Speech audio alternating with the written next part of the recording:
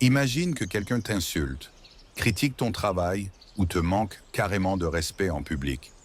Ta première réaction? De la colère, de la frustration, peut-être même l'envie de riposter. Mais si je te disais que tu peux devenir intouchable, que plus aucun mot, aucun acte, aucune insulte ne pourra jamais t'ébranler, ça semble impossible, non? Eh bien, les stoïciens ont maîtrisé cet art. Et aujourd'hui, je vais te montrer exactement comment toi aussi, tu peux y parvenir. La colère est l'une des émotions les plus destructrices.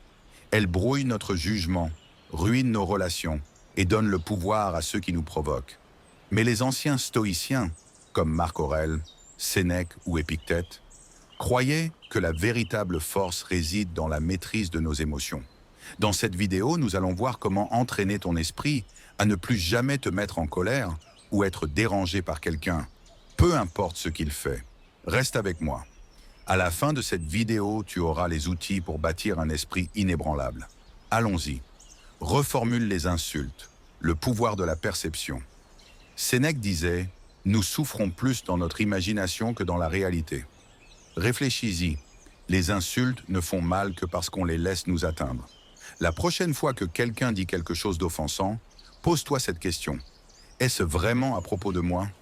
Souvent, la négativité des gens reflète leur propre lutte, pas ta valeur. Entraîne-toi à voir les insultes comme du bruit, des mots sans importance, sans impact réel. Et la prochaine fois qu'on t'offense, fais une pause et dis-toi intérieurement, c'est leur problème, pas le mien. Regarde comme la colère s'évapore rapidement. Contrôle ce que tu peux, ignore ce que tu ne peux pas. Épictète, un ancien esclave devenu philosophe stoïcien, enseignait ceci. Il y a des choses sous notre contrôle et d'autres qui ne le sont pas. Les paroles, les actes et les opinions des autres sont totalement hors de ton contrôle. Mais ta réaction, elle, t'appartient entièrement. Quand tu comprends ça, tu arrêtes de gaspiller ton énergie sur ce que tu ne peux pas changer et tu la concentres sur ce qui compte vraiment, ta paix intérieure. La prochaine fois que quelqu'un t'énerve, demande-toi, est-ce que cela dépend de moi? Sinon, laisse tomber. Pratique la visualisation négative.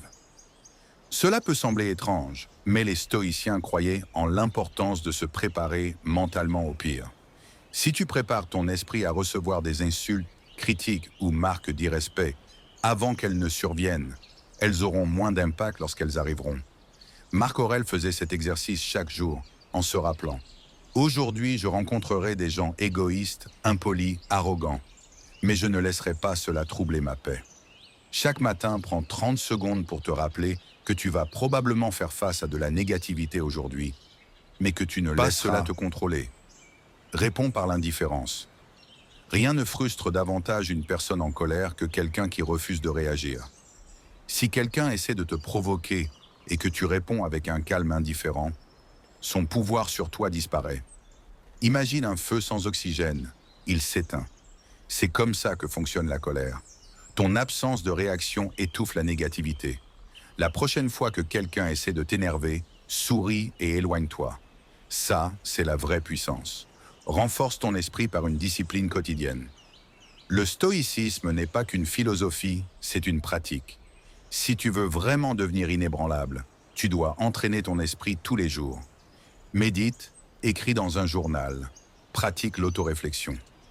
Plus tu deviendras conscient de toi-même, plus il sera difficile pour les autres de contrôler tes émotions. Commence par écrire chaque soir les moments où tu as ressenti de la colère monter en toi et réfléchis à comment tu aurais pu mieux réagir.